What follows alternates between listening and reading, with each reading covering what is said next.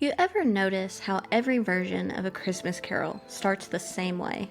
Snow falling, church bells ringing, a lonely old man counting his money while the rest of London is singing God Rest Ye Merry Gentlemen. Every December, we dust off the story like it's a cozy blanket. The ghosts, the goose, the Tiny Tim who somehow still hasn't gotten healthcare coverage in 180 years. It's comforting, predictable. The moral is simple: don't be a jerk at Christmas. But here's the thing. Charles Dickens didn't write A Christmas Carol to be comforting. He wrote it as a threat. Because when Dickens looked around London in the 1840s, he didn't see a cheerful winter wonderland. He saw people freezing to death in alleys while factory owners debated which imported brandy to serve with dessert. He saw kids working 12-hour shifts and bankers lecturing the poor about moral character. So Dickens sharpened his pen like a sword and said, "Fine, if you won't read about the poor, I'll haunt you with them." Imagine London in 1843.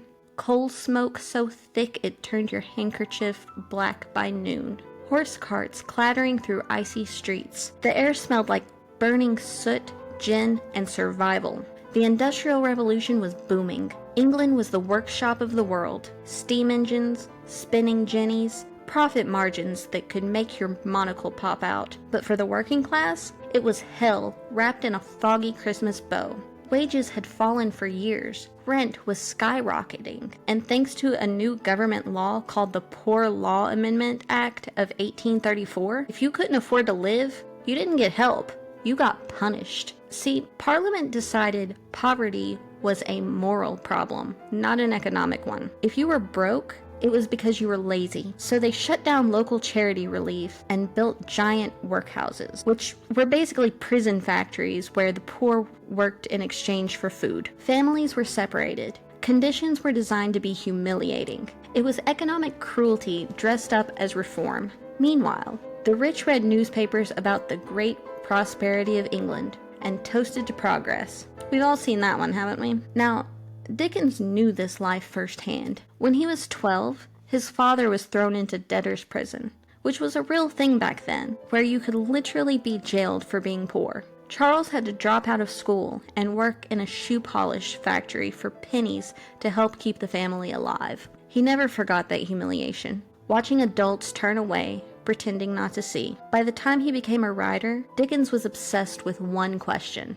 how can people be so rich in money and so poor in mercy? So when he sat down to write A Christmas Carol, it wasn't a holiday story.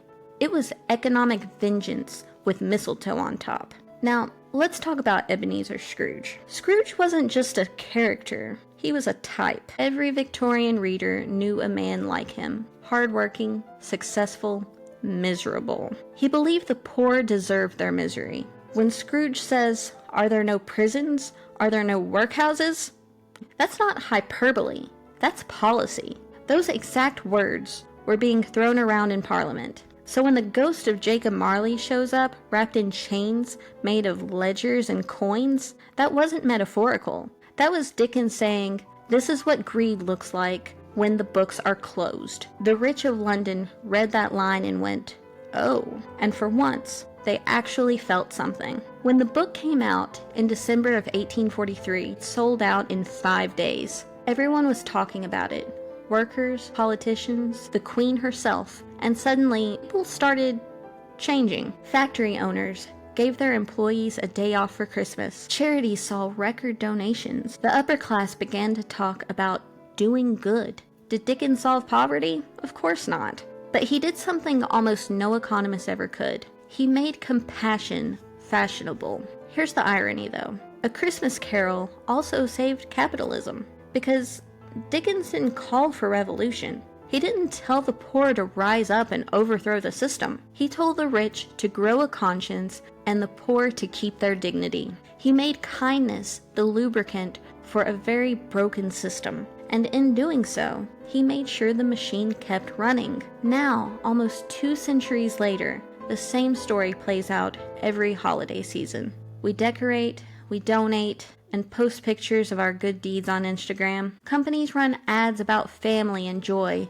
while quietly laying off thousands to cut costs. And yet, For one brief moment each December, we try a little harder. We smile at strangers. We tip a bit more.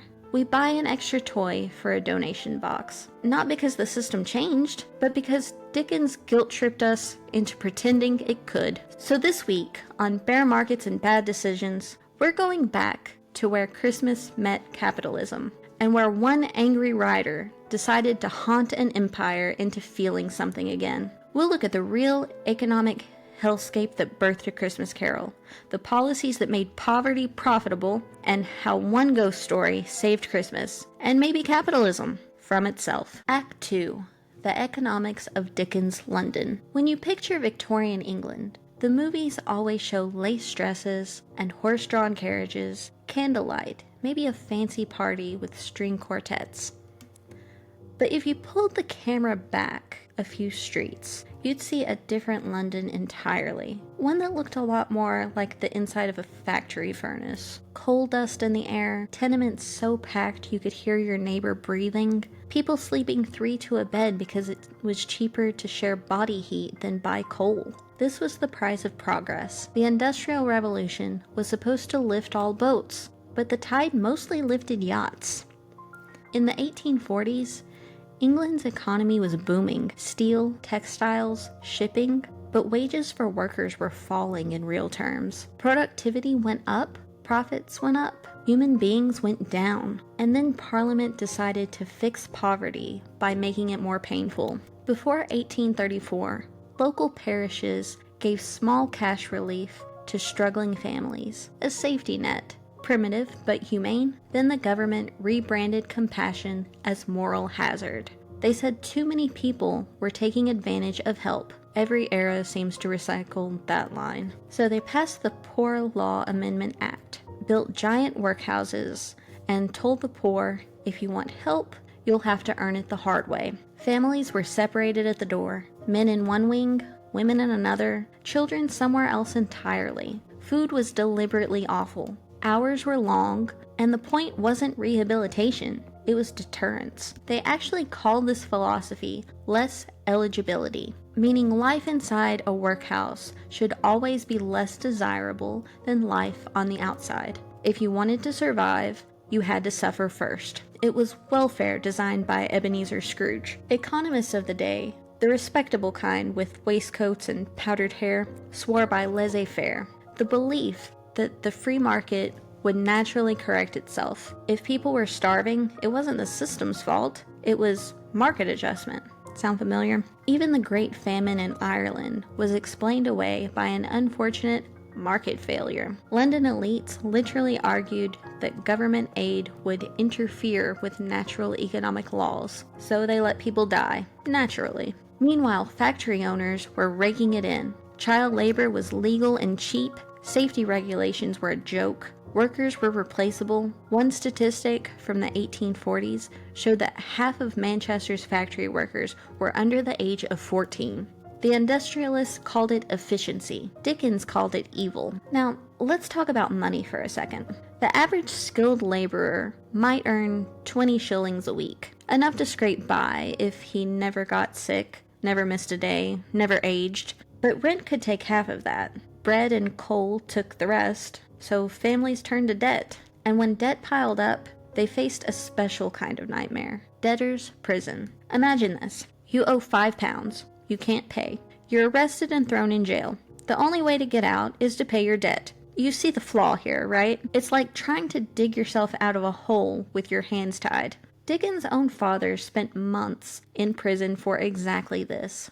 12-year-old Charles worked in a blacking factory, pasting labels on jars of shoe polish. The experience scarred him for life. Humiliation, exhaustion, the sense of being invisible. So when Scrooge sneers if they would rather die, they had better do it and decrease the surplus population. Dickens wasn't writing fiction. He was quoting the logic of his government. Here's the twisted brilliance of it all. Industrial capitalism didn't just create poverty, it defined it. Before this era, poverty was considered a part of life's natural cycle. After the Industrial Revolution, it became moral identity. The poor were now undeserving. Laziness was a sin. Suffering was your punishment. Politicians preached self-reliance, clergymen preached contentment, and the rich, feeling very noble, sponsored soup kitchens once a year so they could say they'd done their part. The system even found a way to make poverty profitable. Cheap labor kept prices low, which boosted consumption, which made investors richer. You could say Dickens lived in the first K-shaped recovery. And here's what's wild. Many ordinary people supported these policies. They believed the government when it said, "This will encourage hard work." They believed the newspapers that claimed workhouses were a fair trade for public aid, because it's easier to think the system is fair than to face the idea that it's rigged. That's what Dickens understood better than anyone. People want to believe in progress, even when progress is the thing crushing them. By the time A Christmas Carol hit the shelves, the public mood was brittle.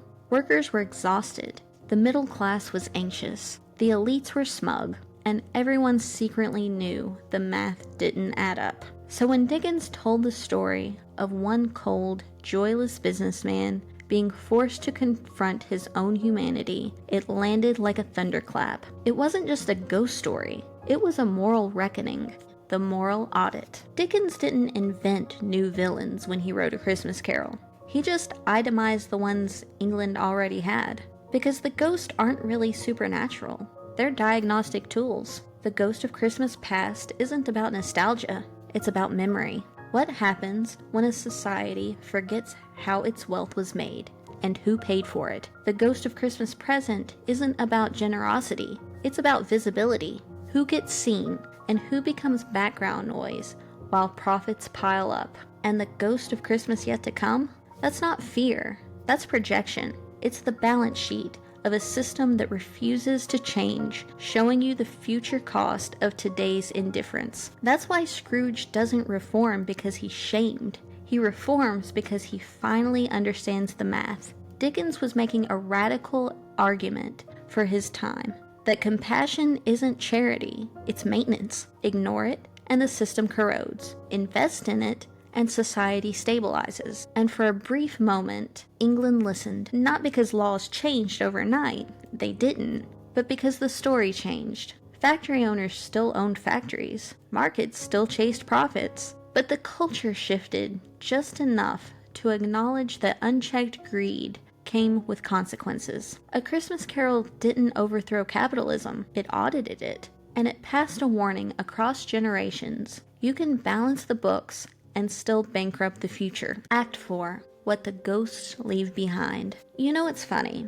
A Christmas Carol was basically the first viral think piece on income inequality. Except, instead of posting it to Substack, Dickens had to bind it in red cloth and sell it for 5 shillings. And it worked. He didn't lecture the rich about tax brackets or productivity curves. He didn't drown people in charts. He told them a ghost story that made them feel something. He wrapped moral economics in a warm blanket of holiday spirit, and that changed culture faster than legislation ever could. And yet, here we are, almost 180 years later, still haunted by the same ghosts. The ghost of Christmas past, the nostalgia for a golden age, where one income could buy a home, raise kids, and still leave room for joy. An age that worked, but only for some. The Ghost of Christmas Present. Record corporate profits, record productivity, record stock valuations, alongside record homelessness, empty fridges, and people working full-time jobs who still can't afford rent.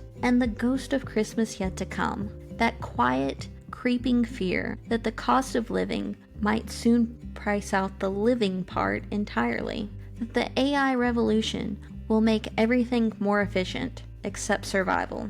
Because this time, the machines aren't just replacing muscle, they're replacing judgment, creativity, and bargaining power. And once again, the gains are concentrated at the top, while everyone else is told to reskill, optimize, or be patient. But maybe the real message of A Christmas Carol was never about money alone. Maybe it was about imagination, the ability to picture a future better than the one we're currently being sold. Because Whether it's 1843 or 2025, the economy still runs on stories. Stories about what's normal, what's deserved, what's possible. Dickens just happened to write one that refused to accept misery as the price of progress. So this holiday season, if you feel a little like Scrooge, exhausted, guarded, doing the math and realizing it doesn't work anymore, maybe don't wait for ghosts.